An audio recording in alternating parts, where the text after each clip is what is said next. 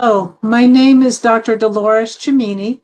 I am the director of the Center for Behavioral Health Promotion and Applied Research at the University at Albany, and I'm a licensed psychologist in New York State.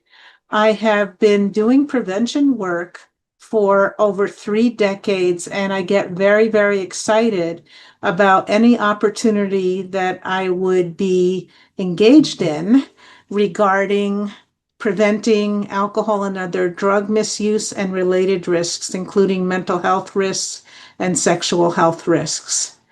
I'd like to talk with you today about sustainability because sustainability is something I see as very, very important, and one of the areas I love about prevention because it's something that, if we think about it, can really make a difference regarding what we do. Sustainability is something that we need to think about from day one of our projects or initiatives. That means that when we start looking at our needs for our project, that is, looking at our data, our environment, our whole planning process, if we think about the strategic planning prevention framework, it's really important to think about how am I going to sustain effective components of my program over 6 months, 1 year, 5 years, 10 years, or even longer than that. We've been able to effectively sustain programs at the University at Albany for decades, and that's because we focused on sustainability from the very, very beginning with the support of our higher level administrators. And I want to, as a side note, talk about the fact that if our administrators shift over time, it doesn't mean that we can no longer sustain our programs. I have been through 13 presidents during my career, and I have learned that in terms of sustainability, it's the people that roll up their sleeves and the people that actually do the work that really are instrumental in continuing the work. So, in terms of sustainability, what are the important things that we need to think about when talking about that topic? First of all, when I think of sustainability, I think about building capacity. When we think about building capacity, we think about engaging people and engaging resources to sustain our programs. So we want to get some allies engaged in our work. We want to find people on campus and in the community that are excited about our work and that have particular strengths that can lend some support to our work. Because if we can get buy-in from people from the very, very beginning, they will get excited about our work as well, and they'll be able to lend resources and support of various types to our particular work. Secondly, and related to capacity building, is networking and program promotion.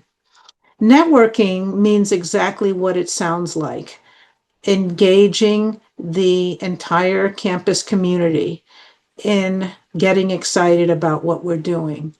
And to network with individuals, what we want to do is seek out like-minded people to talk about how we might embed our programs and services the in the particular initiatives that they lead. How can they help us advertise our programs? How can we expand on our programs?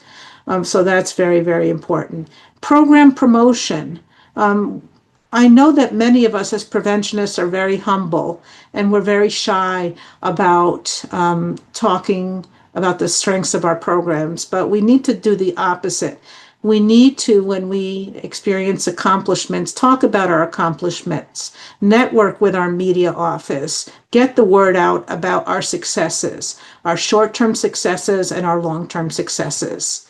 And central to the importance of sustainability is diversifying our funding and other resources.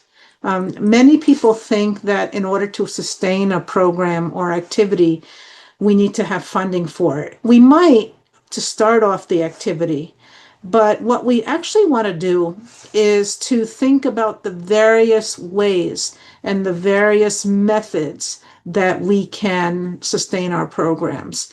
For example, we can think of funding, and funding can be obtained from various places internally from our universities or organizations, through donations, through grants, and through our administrators, perhaps, through our food services, who sometimes give us grants at colleges and universities. All of those are important ways to get funding. The key to sustained funding is to obtain funding from a variety of sources. It's best not to rely on one funding source to successfully sustain a program. In addition to that, we want to look at resources that aren't associated with funding, people, and the skills that people bring to our programs. Because with a collection of different allies, different people who work with us with different strengths, we can really expand the effectiveness of our work.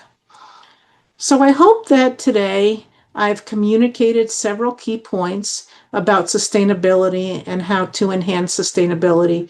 First, and very importantly, that we don't need to have someone consistently in leadership to support us over the entire time of our programs. Leadership may change, but it's the people that roll up their sleeves and actually do the work that help move a program forward.